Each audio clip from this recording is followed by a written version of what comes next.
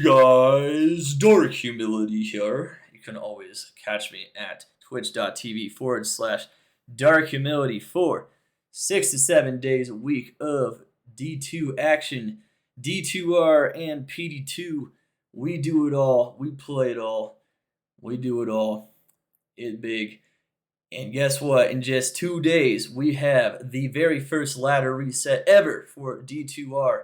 I'm going to be trying to get to 99 initially on a sorceress on hardcore, on the hardcore expansion ladder, so you guys can catch us doing that live, going super hard in the beginning here, and trying to get 99 as much as possible and having an awesome time with the community.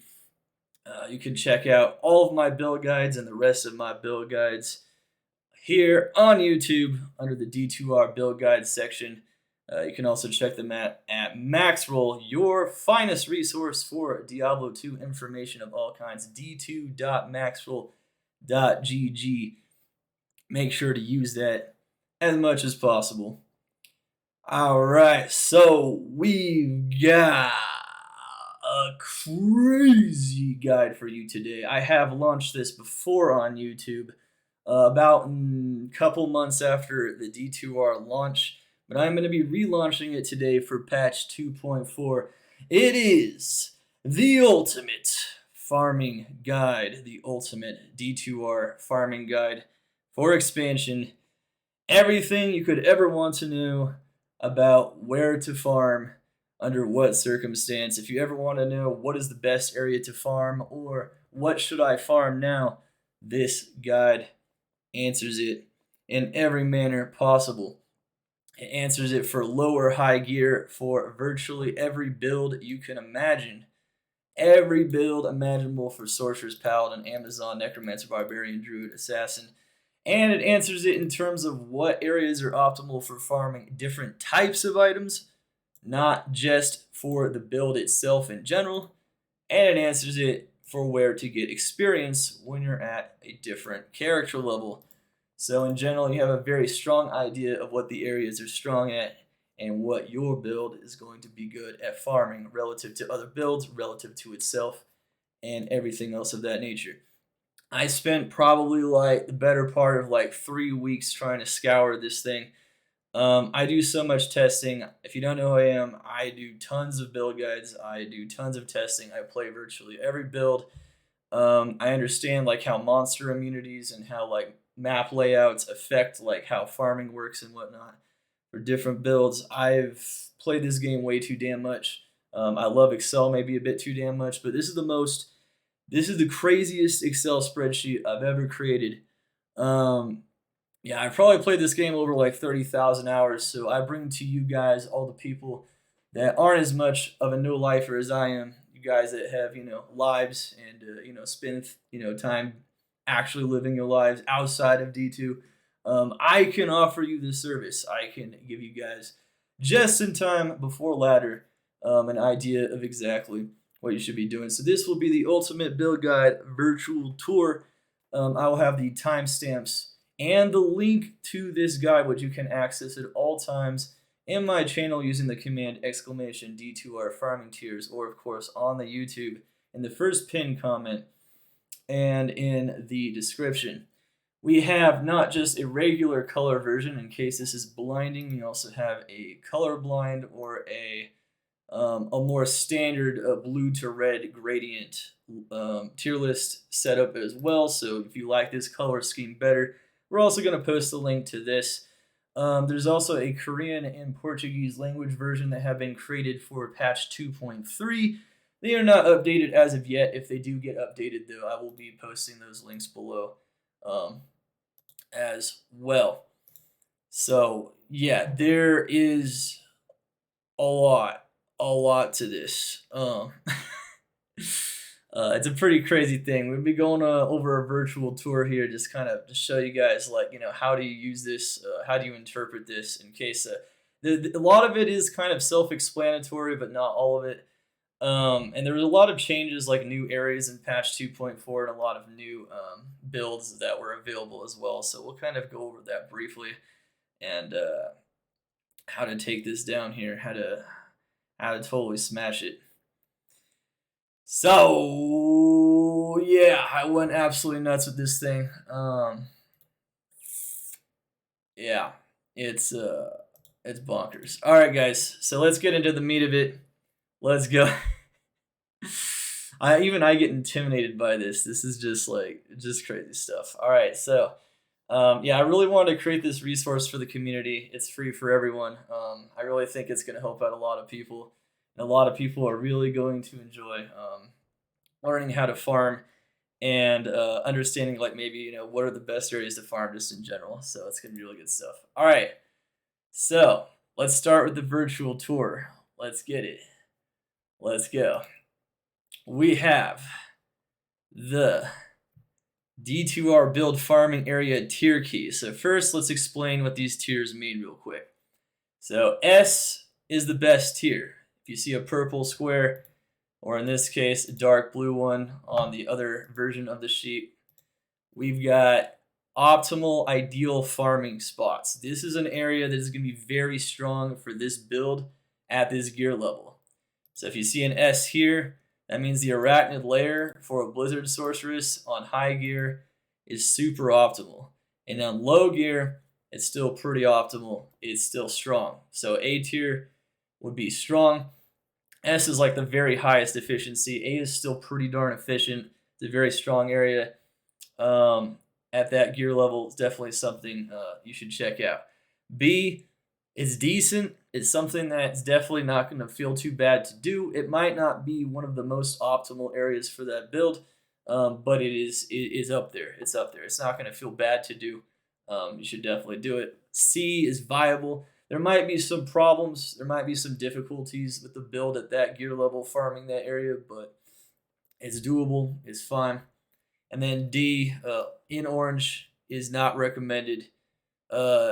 Trash, so it starts to get kind of bad. You can do it, maybe. It's somewhat doable, but it's going to feel pretty bad to do. And then F is don't touch. It's just going to feel horrible. You try to do that, and you're going to have a terrible time. And some of the once again it depends a lot on things like immunities. Depends on like area levels. It depends on a lot of the things. The areas themselves are also kind of being rated. Everything kind of at once is being rated. We'll go more into that. We'll talk more about that here in a second. Yeah, type exclamation D2R farming tiers if you want to pull up this sheet yourself. So you guys can take a look at this. Once again, the link will be always in my channel and it'll be always on YouTube as well. All right, so the other thing is that there's also additional notes as well. So gear level just reminds you here that gear level compares starter budget setups versus like ideal or like complete or full or really strong setups. So that's the idea behind the low and the high gear here. And that's why not only are we comparing each build between each other build in terms of how it performs in an area, but we're also comparing the build within itself and against itself in terms of its gear level. Just good stuff. And all farming areas here are listed are in hell difficulty, unless stated otherwise. So some of them say nightmare, but for the most part, if it doesn't say nightmare, they're hell. So they're hell farming areas. Those are the high level areas that are going to drop the really good items. So that's the good stuff. All right. So these are your tiers. You have a different spreadsheet for every character. Sorceress, Paladin, Amazon, Necromancer, Barb, Druid, Assassin. You have item types and you have experience. So let's first kind of go over how to look at like how to interpret how a build performs in different. Hey, thank you, Lucky. How you doing, man? How an individual build will perform in different areas. So basically what we have here on the top, we just have the build. So the build in this case would be Blizzard. And then we have low and high gear. Builds typically perform better in high gear. Sometimes though, if you have a lot of gear though, you don't want to waste your time with an area. So its optimization goes down quite a bit. So it just kind of depends. And then On this axis here, you've got all of the farming areas, what I consider to be viable farming areas in patch 2.4. These are all areas that will have some level of relevance to some build or another. They're areas that can be very strong just depending on the build. You might notice there are no Act 5 red portals. That's because they're still too unpredictable immunity-wise. They lack a lot of density. They lack a lot of everything. Honestly, I don't think I even talked with the Maxwell team about this. Like the red portals just don't feel very good yet. Maybe in the future they'll feel better, but they don't. So they're not included here. But we do have new areas like Icy Cellar, Sewers, Swampy Pit, Ruined Temple, and Stony Tomb, and of course, Arachnid Lair. Some very big new ones. So we definitely have upgraded this sheet if you've seen this before. There's definitely new ones for every area, and the builds are all ranked on new areas. And we have new builds according to 2.4 once again. But yeah, they're all organized according to Act. And so let's say we have an A here on the top here. So this would be a Blizzard Sorceress with high gear. And then it would be rating it for the Mausoleum. Now this rating, a single rating here on this Excel spreadsheet means a bunch of different things all at once. It balances a lot of considerations.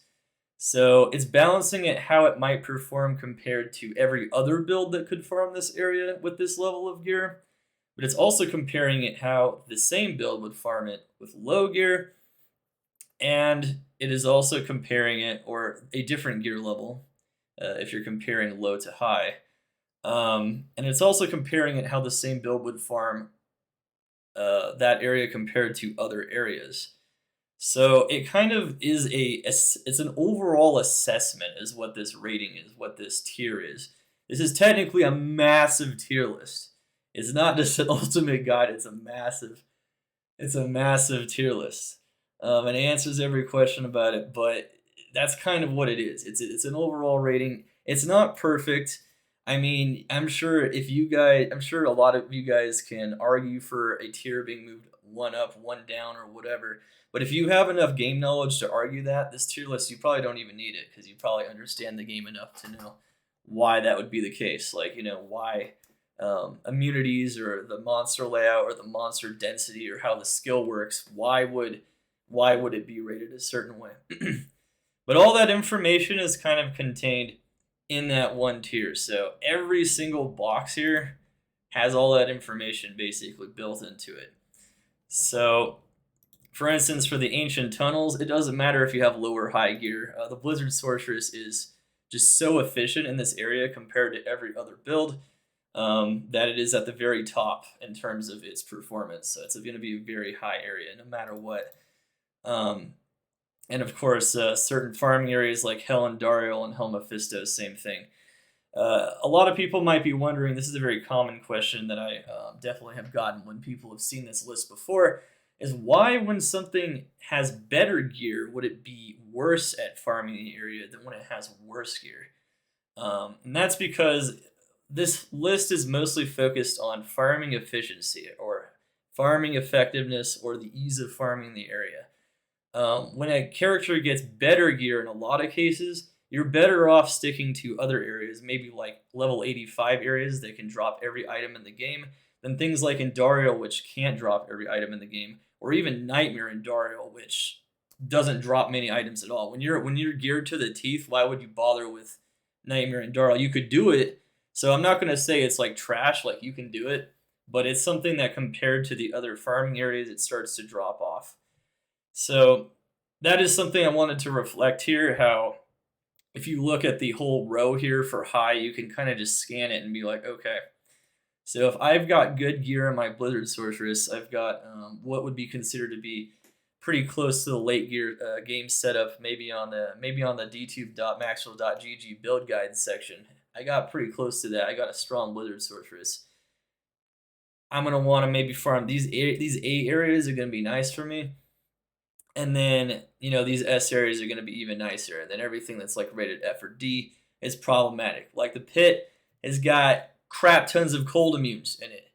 and you can't break them. Well, you can break one of them with infinity, and the one of them you can't even break. So no matter what, the pit is always going to be a tough time for a Blizzard Sorceress. It's not going to be very efficient, and compared to other builds, it just really sucks hard. That's just the way it is. So we use this Blizzard Sorceress as an example here, but if you scroll along the spreadsheet on the bottom here, you can see that we have ratings for every build imaginable, and this is just the Sorceress. Not every build, but a lot of them. We got the new builds, of course. We added Hydra and Nova. You can see how Nova performs in certain areas as well. Arcane has no lightning immunes. Arcane Sorceresses farm it very quickly because they have a lot of mobility. One thing, of course, that's not included this is like a video demo for how to farm these areas efficiently with each build, but if you do learn if you master your character, if you master the mechanics at these different gear levels, this is how it should feel, and that's kind of how it is, just in general.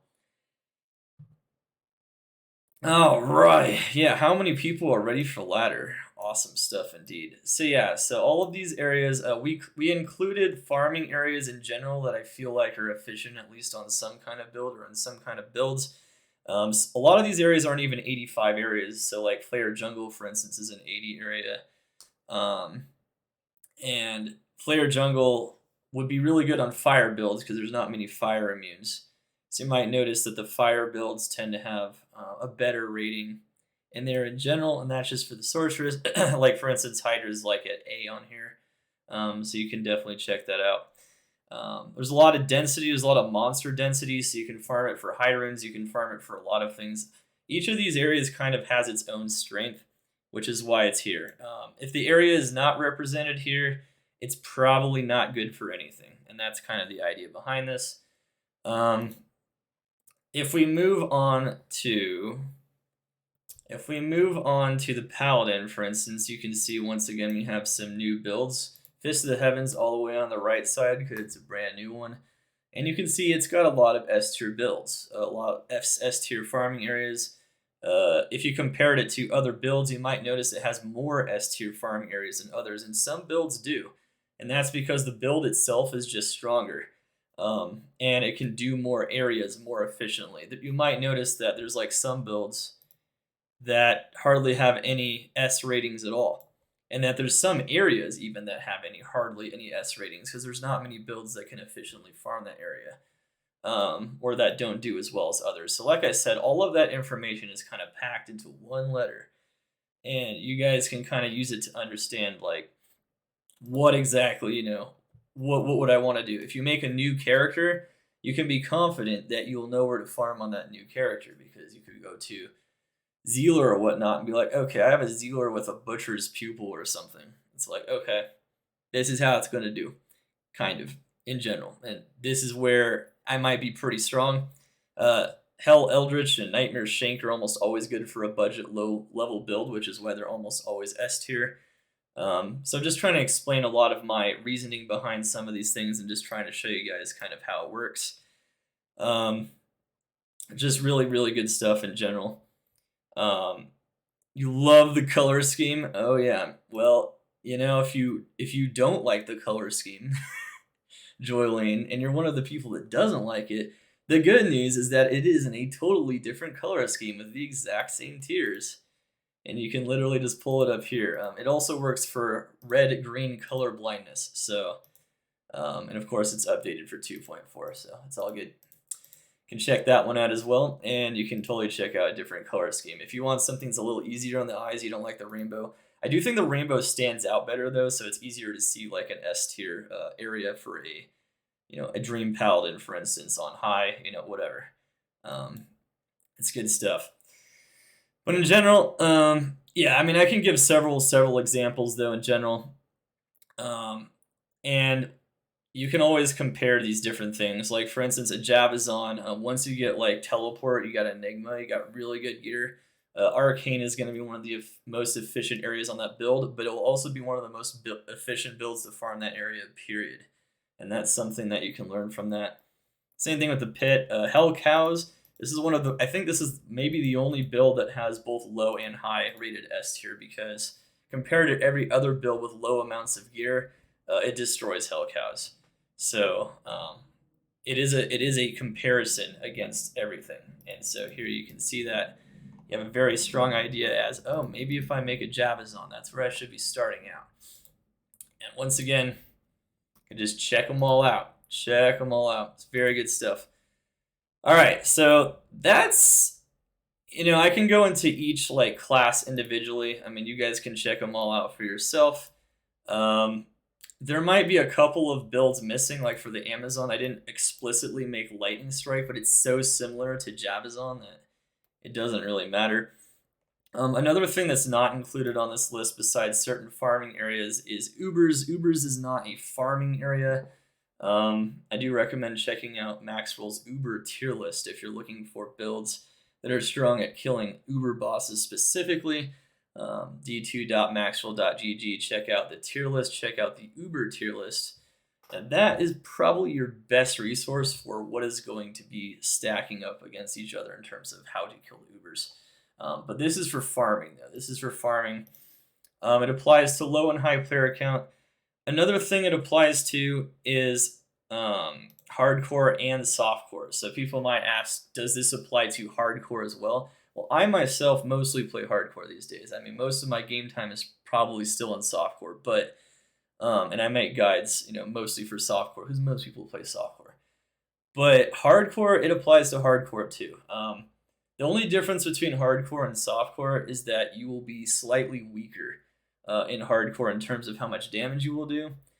And the ratings across the board, let's say, I just like slapped on the label hardcore onto the top of the list, would literally be identical because it's still comparing the same area and everything else. Now the build in both high and low gear just has to mind survivability a bit more, so everything kind of just shifts down. It's not, and then it's a wash. It's a total wash. And of course, yeah, so hardcore, softcore doesn't matter. None of that stuff matters really. It is all, player count doesn't really matter. Player count, of course, will always make it tougher on a lower geared build. Player count will make it tougher on both low and high gear for every build, though. So that's kind of how it works, just in general. So, like, once again, you'd be shifting down, kind of like with hardcore. It's mostly a reflection of the farming areas themselves and the build and how it performs at different level of gear. It's not about like, and then of course in terms of how it compares to other builds and whatnot, and with similar gear levels. It is not a reflection of like hardcore, softcore, or player count or anything like that. All right, so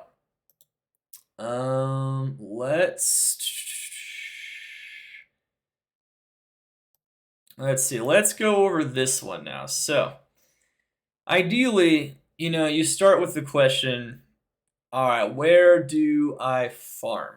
Okay, where do I farm on a fire sorceress? Where is the best area to farm on a fire sorceress? I get these questions all the time in my chat. This is partially why I made this, so that people could have access to this resource and don't always have to ask me directly. I get these questions all the time. Where are the best farming areas on fire sorceress? I just made a fire sorceress. I entered hell. Everything's immune to fire. Help me, Dark Humility. I'm scared. That's what this list is for. So you can see here, as long as you can look up where the stony tomb is, you'll know that your Hydra sorceress is going to do very well in there, even if it has garbage gear. And that's just the case. I've even tested this one. I've tested most of this stuff firsthand. Some of it's just based on knowledge of the area and immunities and things like that. But this one's tested firsthand. It does just fine. Helen Dariel hates fire. I mean, it's just going to die no matter what. It's very good at killing bosses. Hydra is insanely good at killing bosses.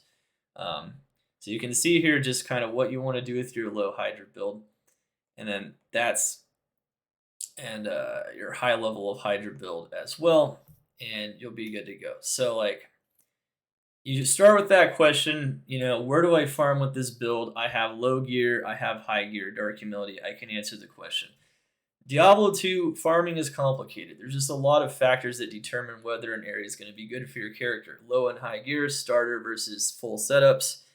And of course, the element you're using, your character, whether it has mobility from the start or from once you get Enigma. Usually, if you're in the high gear section, you have things like Enigma. You might have Infinity. You have things like that, right? I could have even made a medium one and made it even more crazy, but I think it's good enough. And typically, from medium to high or low to high, it only changes one tier anyway in terms of the overall assessment. So it's just kind of different. But yeah, so you start with that question, right? You start with the question, how does your build perform in the area with different levels of gear? Now, another question that's very important to be answered is, but Dark Humility, I want to find a Shaco, okay? So this is what this tier list does. So all 7 of these class tier lists address the build question in terms of how well the build performs at different gear levels in these different efficient farming areas. But this list here, the item types list, it addresses the question of how well does an area perform for dropping different types of items.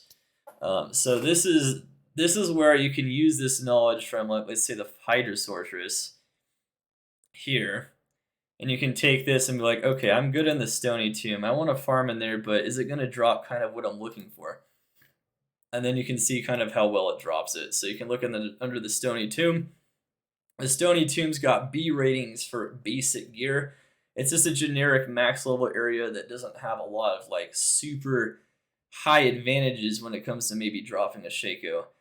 But it is really good at ultra rare gear compared to most areas because it's a max level area with lots of monster density and a lot of elite monster packs. You want to start with the Faux Paladin? What items do you recommend? Oh, there's a lot of good recommendations, man. I recommend checking Max Rule, by the way, guys, if you guys haven't checked it out for starter builds and otherwise, or just for full builds. Check out the Fist of the Heavens Paladin guide. I did not write it. Macro is a beast. He wrote that. You can read that. You can read his gear options if you want to see all the different gear options for Fist of the Heavens Paladin. Yeah, well, if you want to find things, obviously the more you farm, the more likely you are to find things, right? So the more monsters you kill, the more time you spend playing the game, the more you will find items. So what this list here does here is S in this case is an optimal or an ideal farming area for the item type at a certain player count. So instead of gear level, we're actually rating player count here because player count is important when it comes to the chance of a regular monster, a minion, a chest, or even a boss of dropping items from its various item slots, a clickable, you name it. Unless it's an elite. Elites and super unique monsters always drop like 1 or 2 items, so player count doesn't affect that, which is why in lower player counts sometimes you actually want to farm lower player counts on purpose so that you target elite monsters, and then you get those those items you're looking for, like the ultra rare items in a max level area. So like in the case of Stony Tomb here, level 85 area, you might be wondering, wait, why is it rated better for farming ultra rare items in players 1 versus higher player count? And that is because if you just target the elites, you can kill them instantly and you kill them faster, and then you're more likely to find those ultra rare items, which are more likely to drop from those elite monsters than the regular monsters. And that knowledge is embedded into the sheet, so you don't even have to think about it. Now, you might have questions about it, but I just answered it. And that's why I'm giving you guys the virtual tour now, so you guys can see kind of what the idea is. So yeah, in general, we're rating different areas and according to how they perform with different types of gear in each player count. S is an optimal or ideal farming area for that item type. A is a strong farming area. B is decent, kind of same deal as the build farming area tier lists.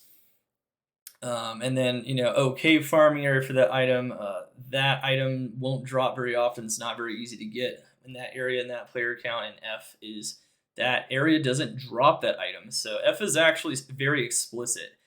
You literally can't drop the item. If it's F, it literally doesn't drop there due to limitations of monster level or something or other, or it just has, or that type of item just typically doesn't drop there because it's just not high enough monsters. There's just something wrong with it. to where if you wanted to farm for like Crown of Ages in Countess, yeah, good luck. It's it's not gonna happen. So yeah, it's that's kind of how that goes there. And so player count refers to the number of players in the game or your / players setting on single player, which you can now save on patch 2.4. Thank goodness. And yeah, this kind of explains what I just explained there, and that at odd player counts, it increases the drop chance of an item from regular monsters, minions, app bosses, and clickables and whatnot at players 1, 3, 5, and 7. And yeah, and then it just has some generic information about finding items, like Magic Find only increases the odds of finding unique, set, rare, and magic items, and that many items have restrictions limiting the exact items that can drop there. So this isn't a perfect representation because in some cases I have to take into account lots of information, like whether or not certain items from an item class can even drop in that area. So it depends on like area level and things of that nature. Um, and yeah, and then in this case, like the farming areas that are listed might like have like a plus here or something like this, showing that it's not just Eldritch and Shank, it's the minions. Minions are taken into account as well when determining whether or not this is a good area to farm for this type of an item. So for this one, it's a little less self-explanatory. I mean, you can kind of just read the builds at the top for the build area farming tier lists, and you have a general idea of what build we're talking about here. But for this one, I feel like maybe I should just go over very briefly like what this means. So basic valuable gear. This is things like Shaco, War Travelers, Arachnid's Mesh, Crown of Thieves, Vampire Gaze. I think you guys kind of get the idea. Things like maybe Tal Rosh's Amulet, Mara's, things like this. So things that people consider to be basic staple items. And there are areas, especially bosses typically, or mini bosses like council members from Travancore, that tend to be really good at farming those types of monsters just in general. And maybe super uniques that are really close to waypoints and things like that tend to also have advantages because they just drop a lot of these types of items. They have better loot tables for those. Yeah, maybe Duriel, but we didn't include Duriel in the farming areas because Duriel is not typically very efficient, especially on BattleNet, because you have to teleport or you have to go all throughout Arcane just to find the correct tomb to farm Duriel in BattleNet. On single player, that's not the case, but it's still pretty janky, and his loot table isn't very reliable. So there's a lot of farming areas you might be able to think of that don't exist on this list, which is something we explained earlier, because they're just not very good, or they're not very reliable, or they just aren't typically used because of some kind of issue or another. Same thing with the Act 5 red portals, and also we only have Ruined Temple here. We don't have like some of those other random temples in Act 3, and that's just because it usually takes a lot to travel to them. There's still not enough elite packs in there to justify them usually. You might get like one elite pack in there sometimes, and it's just kind of rough. So overall, I just recommend usually like this area list itself is in itself a recommendation of what areas you should probably stick to. Yeah, for sure. So that's basic valuable gear. Ultra rare gear is also what I call grail gear. So grail gear is gear that if you've seen someone do a holy grail, it's like this is stuff that's really hard to find, the rarest gear in the game. Grail gear tends to be much easier or advantaged by max level areas or near max level areas. So areas that tend to be max level, which is not ever explicitly stated here on the side, will tend to perform a lot better for grail gear. So this is an 85 area, this is an 85 area, this is an 85 area, that's an 85 area. Pit is just super solid, low HP monsters, safe all throughout. And because they have low HP monsters, even in high player count, there's a lot of builds that can destroy them for that grail gear. Tyrael's Might, you think about Tyrael's Might, these are the areas you're going to want to stick to most likely. Except for Pendleskin. Pendleskin, once again, this warning here, Many areas have restrictions limiting the exact items that can drop there. Even though Pendleskin is rated S for Grail gear, it cannot drop Tyrell's Might. It's like the only Grail gear it can't drop besides Azarath. It can drop everything else though, and it's very reliable for it. So the ratings don't perfectly represent everything because it just depends on the item.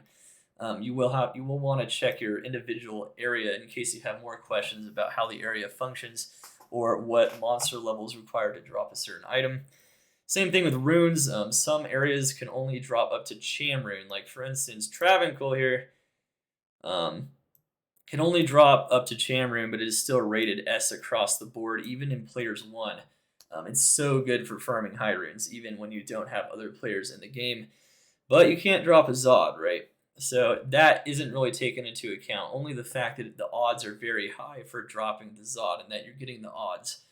So this is a rating on runes, just high runes, mid runes, just in general, how good the areas are at dropping runes. An 85 area, a max level area. So it's an area that is a max level area. Has max level monsters and has the best odds of dropping items that require those max level items. Yeah. So there's areas in Diablo 2, they vary in area level. Area level is partially how Diablo 2 determines like what the monster level is, and the monster level is what determines what kind of items can drop.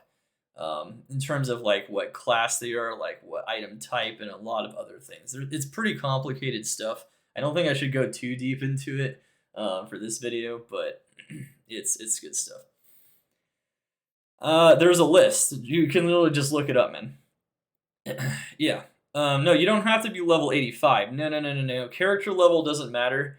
So character level only affects like, how many skills and stats you have, and if you are an attack rating based build, it also affects the chance of you to hit a monster. It can also affect the chance of a monster to hit you though. So if you're not an attack rating based build, you're a caster based build, monsters will have an easier time hitting you if you're like 20 levels below the area level, but it doesn't affect your ability to farm though. So character level does not affect anything in regards to your ability to farm an area.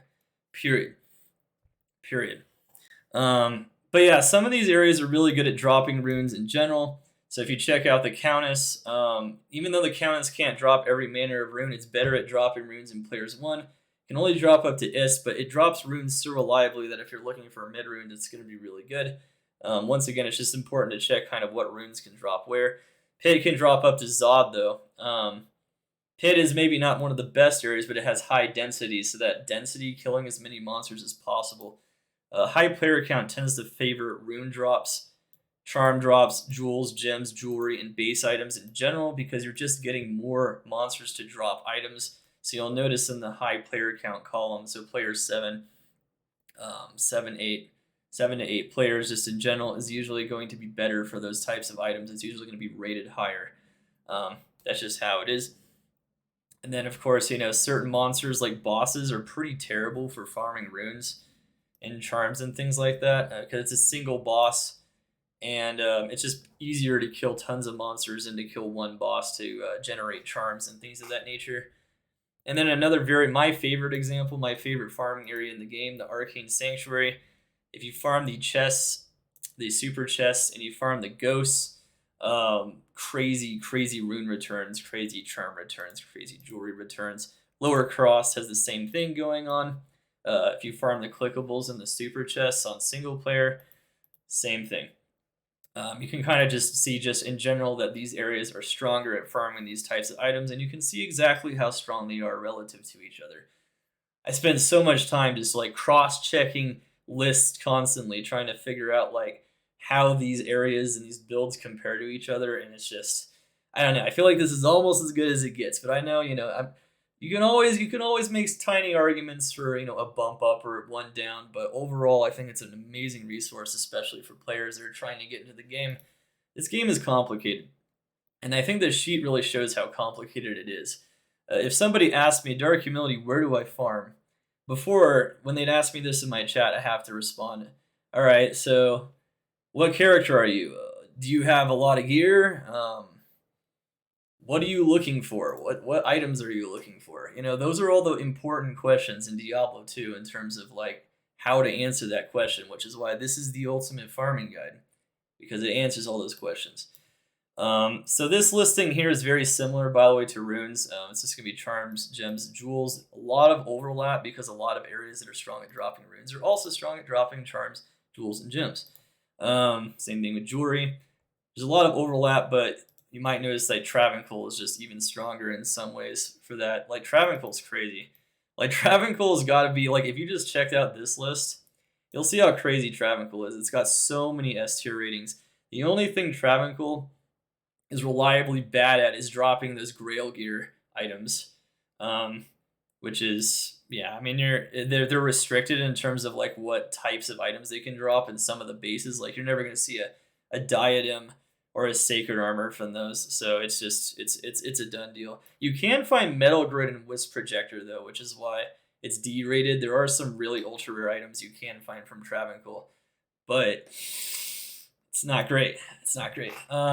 So it just kind of depends on what you're looking for. But for the rest of it, it's pretty much S across the board because it's just so good at dropping them. And then, of course, base items. In some cases, once again, the F tiers, they literally pretty much can't drop it. If you ever see an F tier, yeah, you're not farming. You can't. You might notice you can't farm base items, white socketed items for rune words off of bosses. Yeah, it just can't happen, right? Council members in Travancore don't drop that either. However, in some other areas, you might notice it's pretty good. Stony Tomb has a lot of armor racks in addition to high density, so that's going to be rated pretty high. Same thing with Mausoleum for base items. And then, of course, Cows is rated S tier across the board because Cows is known to have such high density and just be super reliable for killing masses of monsters to farm as many bases as possible. So you can just kind of compare them across the board, different areas. Giving you guys as many examples as possible so that people know how to interpret this. And then finally, we actually have a brand new list. I don't even think I launched with the last video. This has nothing to do with patch 2.4 specifically. This is a new list, though, that I launched. This is something I worked on after I launched the initial video, I think, which is the experience farming area tier list. And so a lot of people, well, are like, okay, I don't really care about items. My build's loaded. It pretty much farms everything. But I'm trying to get to 99 or something, or I'm trying to level up. Where I get asked this all the time too. This is a very common question. It's like, where do I farm if I'm this level, right? And so let's say you have like a low level paladin or something, and it's a Fist of the Heavens paladin. That's going to be pretty common, I think. This ladder in general, right? So if you go to the Fist of the Heavens paladin, you go maybe here. You can see some of the S tiers. I know my face is blocking some of it. My face has been blocking some of it somewhat, but it's okay. It's all there. You can trust me. So if I'm a Fist of the Heavens paladin, you can see, okay, I farm the pit really well. I also farm Chaos and Diablo really well. All right, sweet. And I have good gear, or I don't have good gear, and I'm still farming it pretty well. I'm farming it at a pretty efficient pace, even with low gear and Fist of the Heavens. But I want to farm levels. I want to get higher experience. And I'm level 82. Where do I farm on my Fist of the Heavens paladin? Well, now you can cross-check that list with this list, kind of like with the item types, the same deal. You can cross-check the item type tier with your build tier, and you can kind of come up with the most optimal areas for what you want to do. And so in here, it would be the same thing. So you can see here that farming the pit at level 82 is really fucking good, especially if you get higher player count. Higher player count, at every player count, you get an increase in experience. So yeah, experience per monster increases with every additional player, not just every odd player, like in the case of items. So it's very cool stuff. And you could even see here, there's like a, for some areas, it's explained that you can go from 1 to 99 in this area, 61 to 99, which in the case of Hell Bale, and nearly 97 to 99, just to specify how the areas are often used. Because experience is a bit different. And then overall, it's just optimal, strong, decent, okay, and not recommended and don't touch for experience leveling at that player count. So we got the player counts once again, just like the item types. Let's use that Fist of the Heavens Paladin example again. You got a Fist of the Heavens Paladin. He's strong at farming chaos. He's strong at farming the pit. And lo and behold, those are very strong areas for farming experience at 82. So if I want to farm on a Fist of the Heavens Paladin, I have a pretty good idea of what I should be doing now. I should be farming chaos or the pit, probably. Barb is optimal for item find. Yeah, one of the things about the Barbarian is the Barbarian has a lot of high rated areas, because if you have a decent Berserk Barbarian, even with no gear, Pendle Skin is really good. And even Travancore's decent on a Berserk Bar. But once you get to like high gear, you can see it's got a lot of really good options, because it's just a super efficient farmer overall. Even compared to other builds at that level of gear, when it farms these areas, it's just super efficient, especially in Players 1. It uses that find item skill, and it pops monsters very quickly. If you've ever seen an optimal Berserk Barbarian, that's how that works. But yeah, anyway, someone asked a question in the chat about that, or they commented on it. I've yet to find a build that I can comfortably destroy Player 7 Trav. Player 7 Trav. So what I would do here is I would take this list Storm Engine, and I'd look at builds that have S tiers in Travancore. So you can actually just look at which ones are good at farming Travancore. And then once you get that max level of gear, you should be doing pretty well. Like a Zealer destroys Trav at a full build. Just period flattens it. So does a Hammered In. Just different kinds of builds. If you're looking for a build that really does well in high player count, or just even in Trav in general, it's good stuff. One thing I should tell you about Trav, though, which is not super obvious, is that farming player 7 Trav isn't really that much better than farming players 3 Travancore. So you don't need to farm player 7. For the most part, you should probably stick to players 3. Bosses, you don't get a lot of benefit increasing player count beyond players 1 or players 3 on bosses, because they just get way harder. They get way more HP. It takes a lot longer to kill them. They get stronger. They do more damage, and you don't have that much of an extra chance of them dropping additional items, because bosses just have such good loot tables. So that is one thing I should mention there with that comment. But yeah, so experience. So you can see that there's different levels, different leveling ranges here. And then for different player counts, this is how they perform in these leveling ranges. In general, this is how the areas perform. This is a lot to do with area level, even more than item types. Item types is related to area level in a lot of cases, but like for runes, area level is almost irrelevant. For ultra rare gear, it's very relevant, so it just depends on what it is. But for leveling, it's very relevant. Because area level determines the monster level, which determines how much experience you're going to get from the monsters. So any area that is rated high, even from the very beginning, is going to be a max level area. And then as soon as you get to even 81, Eldritch and Shank starts to suck, especially in Nightmare. So there's Nightmare farming areas. I added some extra Nightmare areas here too, so you guys can see how to level even from late Nightmare. And then once you get to like 99, when you check out this sheet here, once you get to 99, it's pretty fun stuff there. Yeah, fun stuff, meaning yeah, it's very hard to find an area that's going to give you experience once you hit 96, right? There are not a lot of areas that are very good anymore. Yeah, and then this is accurate. This is a very accurate representation of what it looks like to hit 96. Once you hit 96, you're even in max player count, you're only in B tier in the pit. That's still a max level area. Doesn't show it here because it's behind my face, but you got Hell Bale, you got Nilfok, and you got Chaos and Diablo in the S tier. Those are your only really true good farming spots, or farming monsters rather, bosses, when it comes to trying to get to 99. So yeah, that's just kind of how it works. It's very useful stuff. A lot of players might be wondering, all this stuff. So you even have the leveling 91 to 95 range here.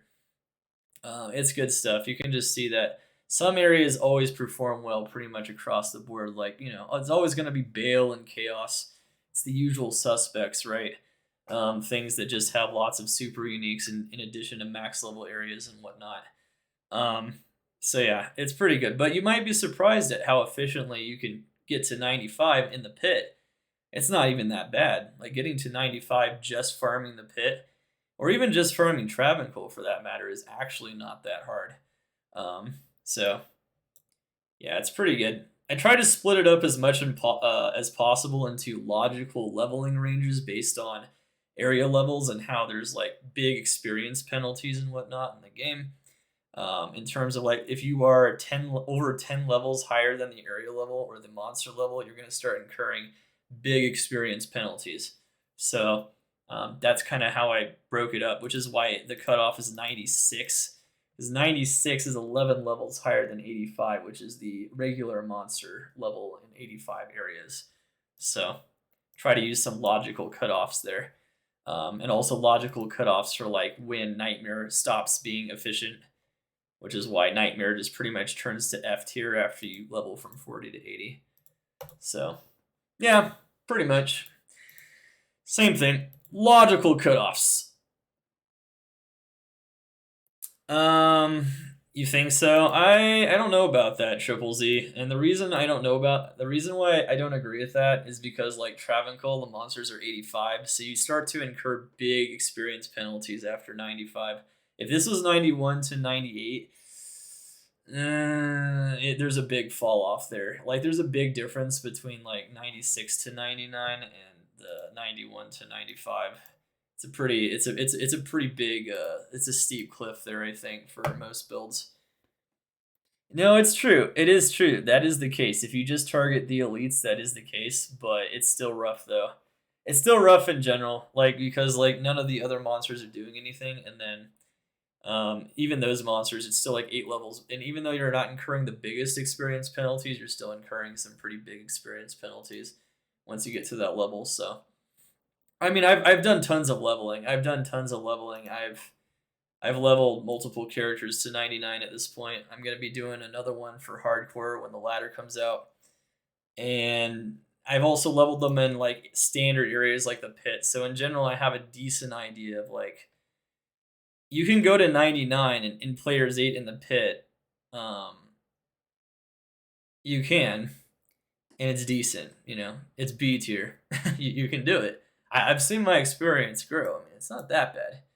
Could be worse, but um, yeah. In general, though, I think these are good cutoffs. Though I think they're pretty good. I did think about a lot of cutoffs.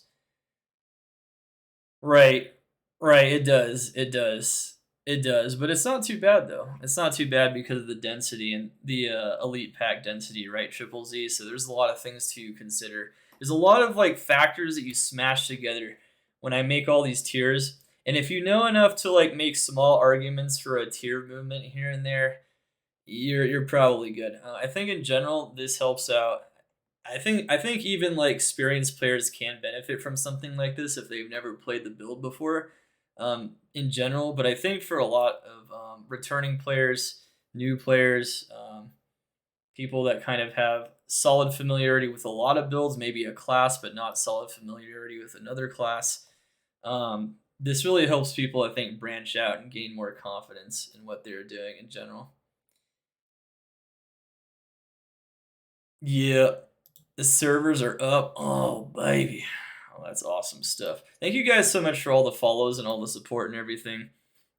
Um, in general, I does anyone have any more questions about this list just in general? I'm gonna field questions at the moment. Do we have any like really pressing questions? Do we feel like we're confident after this virtual tour here that you guys can use this ultimate farming guide to help determine maybe what farming areas you should be farming based on whether you're looking for experience, maybe a type of item, um, and obviously a certain build under a certain class. Best leveling specs for Zon and Hardcore. It's still the same as Softcore. I mean, Lightning Fury. Lightning Fury is still the best leveling spec in general. Plague Javelin into Lightning Fury, Exploding Arrow into Lightning Fury. Just how that is. Anyone have any questions though? Where can I find that list? It will be located on my YouTube. It will be located in the first pinned comment below, and in the there'll be timestamps for it in the first pinned comment, in addition to the links to both this version and the colorblind version, and in the description of the YouTube video. This is the ultimate D2R farming guide. So it is the ultimate D2R farming guide updated for patch 2.4. I have included all of the relevant patch 2.4 farming areas. It has 12 sorceress builds represented. It's got 6 paladin builds, including Holy Fire, which is pretty neat. Then you have 6 Amazon builds, 4 Necromancer builds, which are pretty much all the Necromancers that ever existed, and 6 Barbarian builds, including we got new ones. Remember to scroll to the side.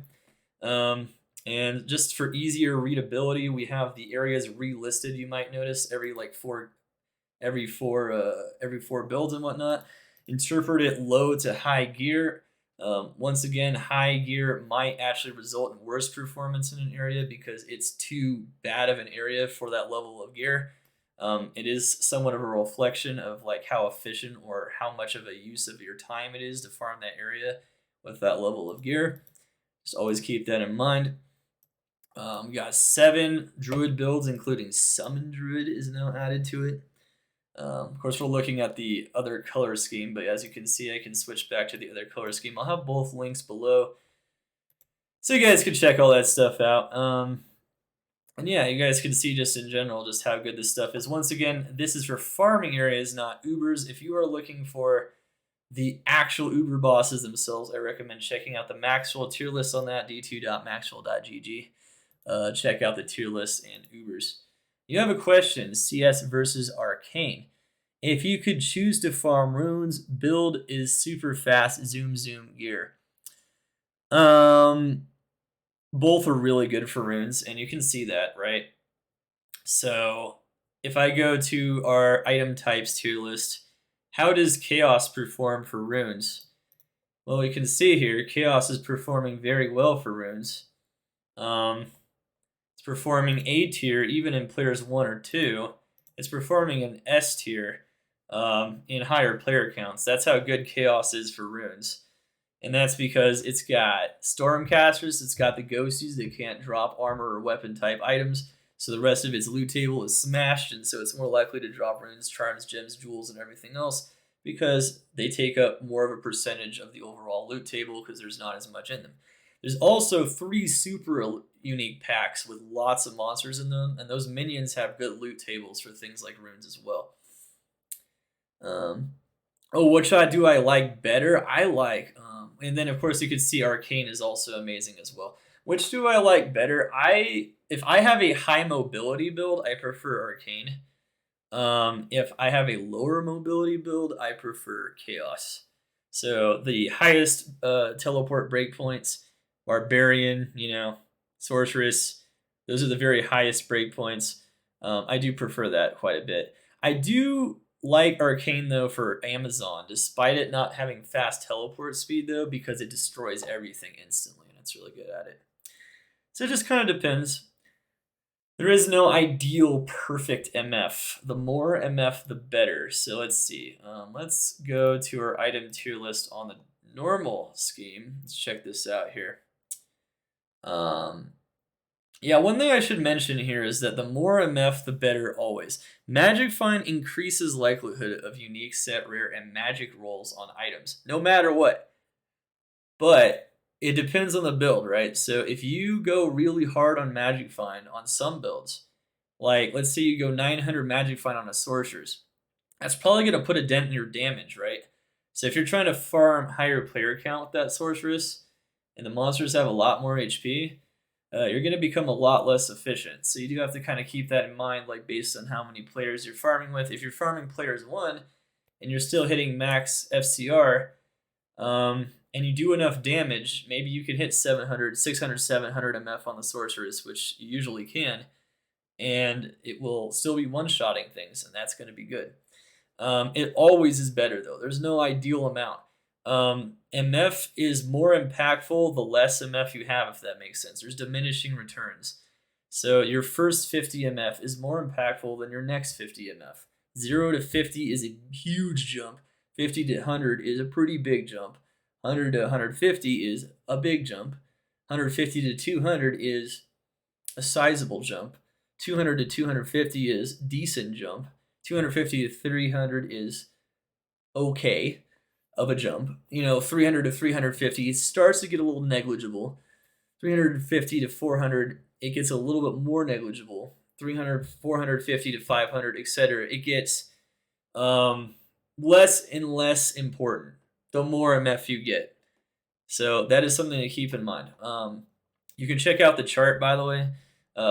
One thing I recommend, maybe I should actually post the link to this in the video. I don't know if I will though. Exclamation MF BPs. So there's magic find breakpoints for unique items.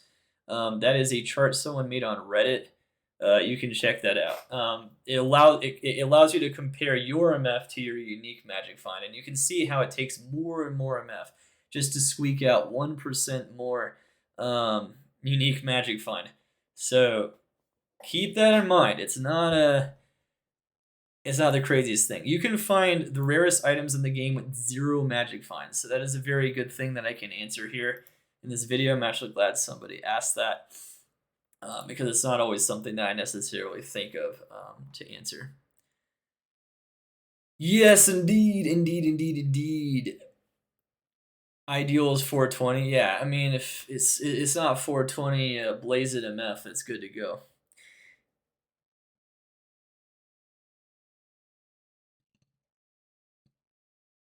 Yeah, you need to balance MF and kill speed. It's something that I can at least talk about here, though, right? Which is really cool stuff. But yeah, I don't know. This is definitely my favorite guide. Like, it's freaking awesome. I'm glad people will be able to access it here for D2R. I'm glad everyone's super hyped for ladder. It's just 2 days, man. 2 days. Exclamation D2R farming tiers. Guys, we will also have it on the YouTube. So if you missed the explanation and you missed everything else, we will have it up there in general. If you guys have any questions, heck, you could even... I've actually further updated it, not just for the patch, but I've also gotten critiques since the first version of this, and I feel like I've made it even better since the very first version we launched on YouTube. So if you missed it since then, it's even better. It's even more refined. I feel like there's more criticism in every single box here in terms of, like, what it is capable of doing. And how there's like a big difference between having infinity and not having infinity on the Javazon for clearing chaos, right? Things like that. So it just depends. Do people just die? Wait, what? Oh, you mean the dolls? So you don't need Storm Shield to farm Mephisto on the Sorceress. You can just not kill the dolls and just keep teleporting. By the way, that is another awesome guide. So I recommend checking out my Finding Mephisto guide as well on YouTube, which we just relaunched. Finding Meph is a very good guide. There's also the tier lists that are now on Maxwell as well, all the updated build tier lists for ladder start, late game, and more. Just specific tasks, also like killing Ubers. You can always check them out as well with exclamation tier lists on my channel or the tier list video on my YouTube or d2.maxwell.gg, of course, where all the fun stuff is. But yeah, once again, we'll have the links to these below the video. We're going to be going hard on ladder. I don't think I don't think we have any more sizable questions in here, so like and subscribe to the video if you enjoyed this, if you think this is going to help you out a lot. I definitely put a lot of work into my guides. I know they're a bit longer than some other people's guides, but I try to be very thorough. I try to give you guys lots of examples. I try to give you guys lots of demos when I make a build guide. There's like 30-40 minutes of build demos instead of just pure explanation for how to play it, just to show how it works in different areas and how you can use different mechanics with the build. I try to give you guys like a very thorough understanding just to make you guys, you know, as I don't know, just make you guys as interested and to share my passion with the game with the rest of you guys. Um, so yeah, it's awesome stuff. It's definitely awesome stuff. Yeah, so if you ever have another question again about where to farm, this solves it. This is it. This is the ultimate farming guide. It's the last farming guide you're gonna need unless you're playing Classic D2 maybe. This is for expansion Diablo 2 Resurrected, fully updated for 2.4. Yeah, you ever have a question of, I've got this level of gear, I'm playing a Hammerden, where do I farm? Well, at least you'll know what you're getting into. You can still do whatever you want, of course. It's a game. You can farm the maggot layer on a Hammerden without Enigma, and it's a free world. Do whatever you want.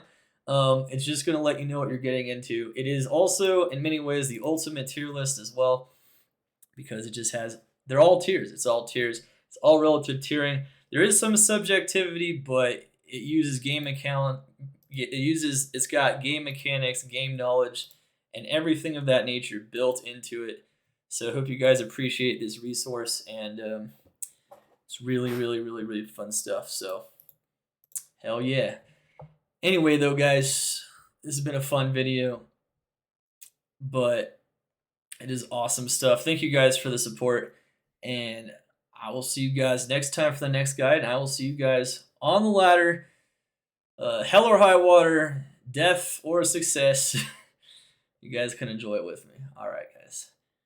Dark Humility, over and out. See you guys next time. Get it.